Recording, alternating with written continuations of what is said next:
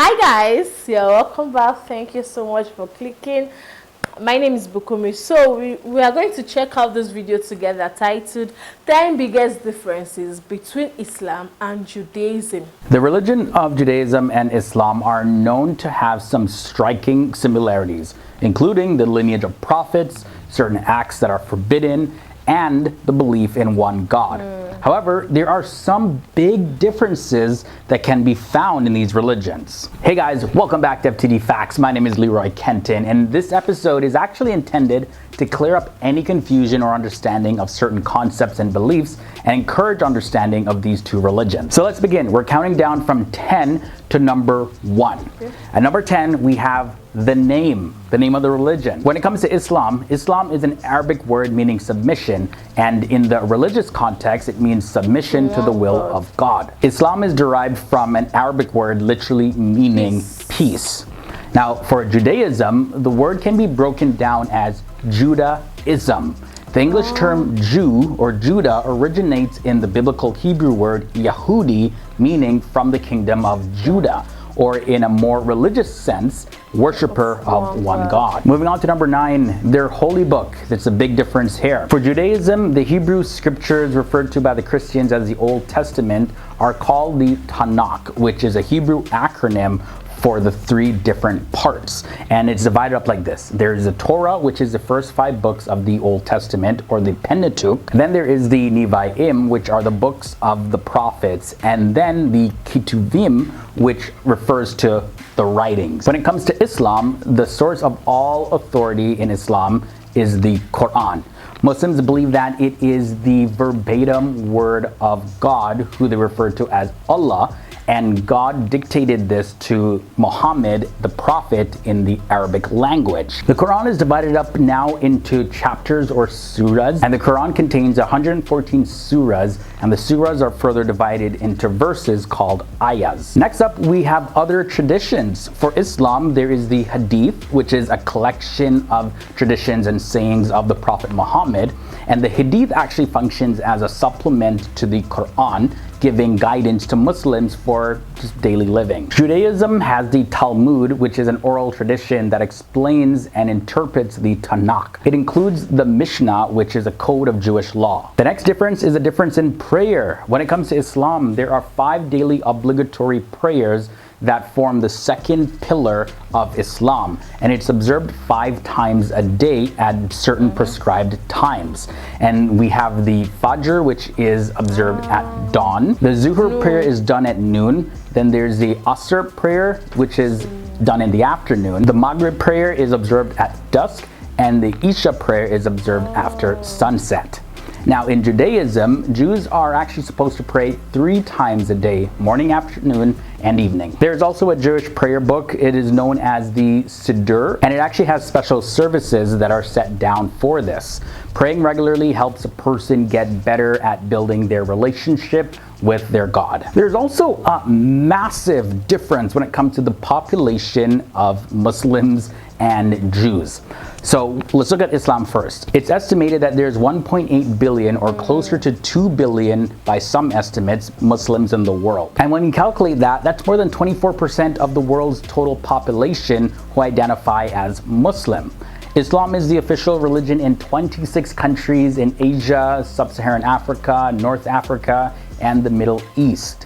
Islam is also growing faster than any other religion in the entire world. And when it comes to Judaism, the world population is a lot smaller. The population of Jews stands at 14.7 million, according to a report by Israel's Central Bureau of Statistics. The world's Jewish population reached a total of 16.6 million, but this was right before the start of World War II back in the year 1939. So the Jewish population has dipped since then. Alright guys, so we looked at 5 differences between Islam and Judaism. We have 5 more to look at, but before we get into the last 5, just gotta let you know of our video of 10 similarities between Islam and Judaism. I think you guys will really enjoy that one. We go very in depth into some of the striking similarities. I'll link to that video down below so you can watch it after this one. Okay, continuing to number 5, we have Mary.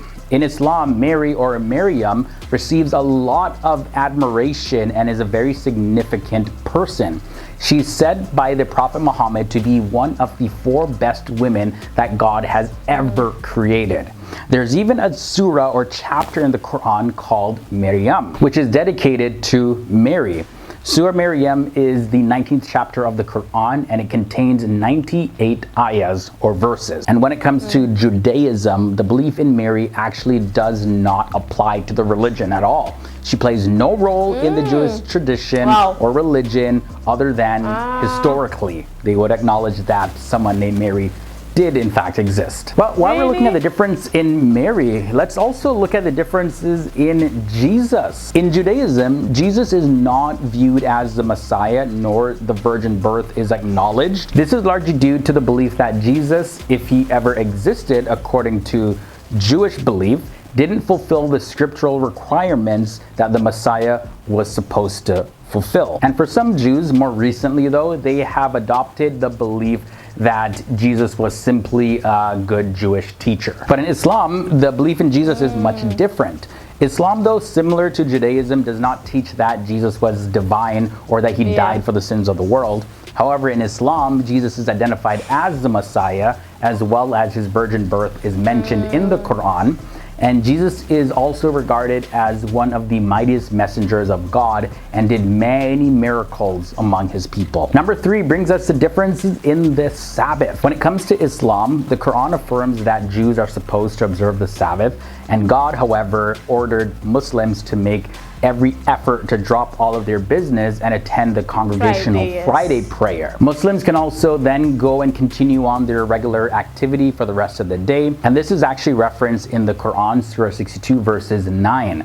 But in Judaism, the Jewish Sabbath or Shabbat, from the Hebrew word shavet, which means to rest, is observed throughout the year on the 7th day of each week, Saturday. According to biblical tradition, the Sabbath commemorates the original 7th day on which God rested after creating the earth. Now, the Sabbath is a day of rest for the Jews, and its observance begins on Friday sunset up until Saturday sunset. Number 2 brings us another huge difference. Who was the son that was to be sacrificed? In Judaism, they teach that at some point in Isaac's youth, his father Abraham took him to Mount Moriah, and at God's command, Abraham was to build a sacrificial altar and sacrifice his son Isaac on the altar.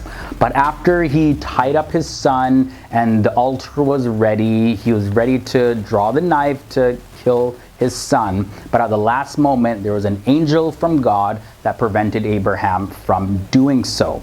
And instead, he was then directed to sacrifice a nearby ram that was stuck in the bushes. But in Islam, the story goes a bit different. Muslims hold the belief that Abraham was told to sacrifice his son Ishmael, also known as Ishmael, although the Quran does not actually mention the name of the son to be sacrificed. And as it goes, as Abraham attempts to slay Ishmael or Ismail, an angel appears to prevent the death, and God tells Abraham that he has fulfilled the command. And finally, we made it to number 1, the biggest difference in this episode when it comes to Judaism and Islam. And this is the status of their religion. So let's look at Judaism first. Jewish people believe that there is only one God who has established a covenant or special agreement with them. And their God communicates to believers through prophets and rewards good deeds while also punishing evil deeds. Most Jews, with the exception of certain groups, believe that their Messiah still has not come yet, but one day he will come.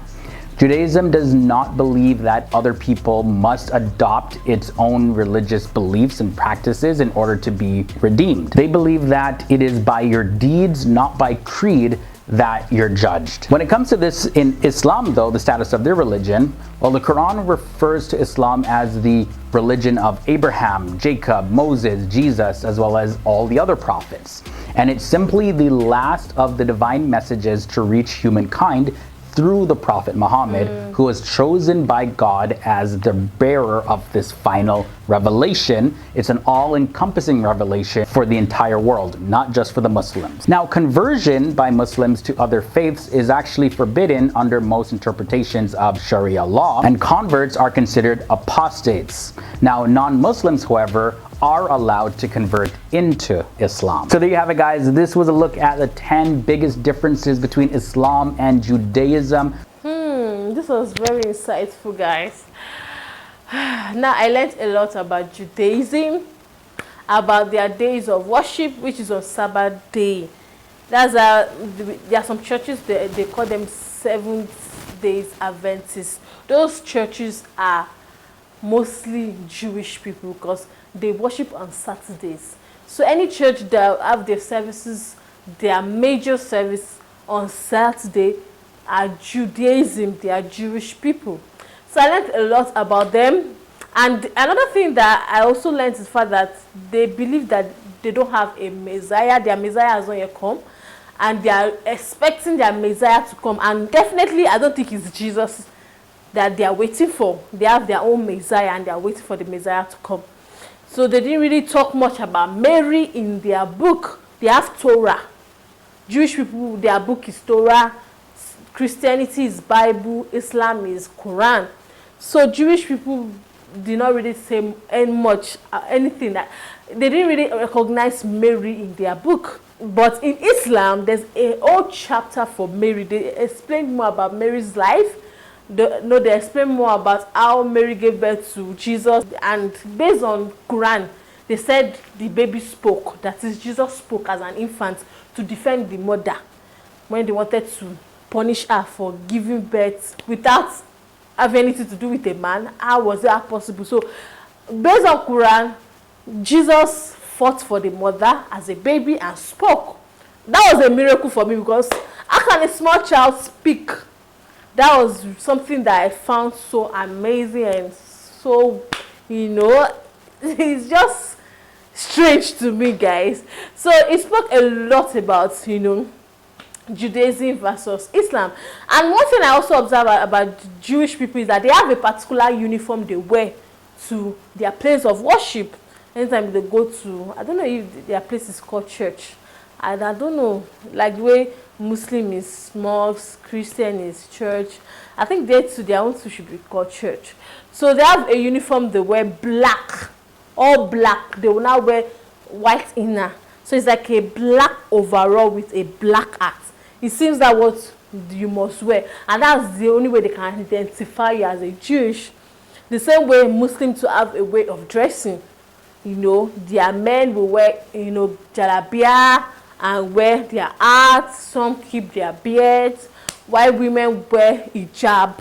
You get it? So for you to differentiate between a Muslim and a Judaism, they have their way of dressing.